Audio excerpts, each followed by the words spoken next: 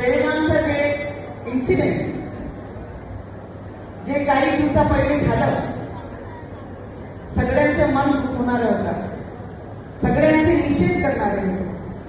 कारण जेव्हा बेळगावमध्ये एवढी मोठी घटना होते, दुर्घटना होते, 6 दिवसाच्या लग्नाची बाईसोबत त्याच्या नवऱ्याला जेव्हा मारण्यात येते, एक बाईचे नवऱ्याला आणि त्याच्या मुलाला डोळ्यासमोर त्या आईचे, त्या बाईच्या सोबत परिवाराच्या दोन्ही माणसाचे डोक्यात जेव्हा गोळी झाडण्यात आल्या, जेव्हा त्यांनी म्हटलं की कलमा वाचा, कलमा वाचता येत नव्हता, तर त्यांना म्हटलं की हिंदू एक तरफ हो जाओ, मुसलमान एक तरफ हो जाओ, तर आमच्यासारखे हिंदू त्यांनी गोळ्या घेतल्या, पण कलमा वाचायला ते तयार झाले नाही.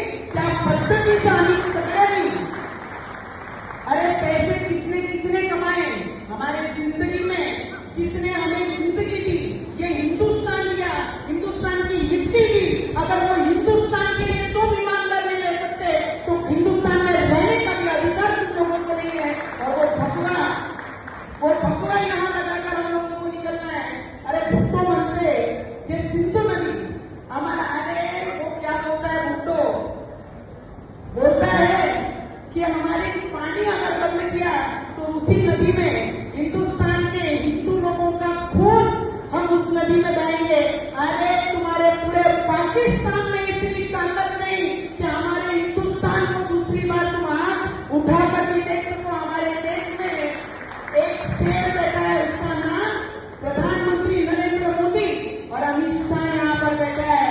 अरे अभी तो सिर्फ पानी बंद किया है, तुम्हारा दाना भी हमारे देश से वो भी आने वाले समय में बंद करेंगे. पानी से भी मारेंगे, दाना पानी सब बंद करेंगे. अरे जिसने हमारे लोगों को प्रवीण भाऊ, बरेचसे लोक म्हणतात आम्ही डॉक्टर बाबासाहेब आंबेडकरांना मानणारे लोक आहे, संविधानवर चालणारा हा देश आहे. ते काय म्हणतात, जेव्हा त्यांनी विचारलं नाही तुम्ही माडी आहे, तुम्ही कुणबी आहे, तुम्ही मराठा आहे, तुम्ही तेली आहे, तुम्ही बौद्ध आहे, तुम्ही एसटी आहे, तुम्ही मागासवर्गीय आहे,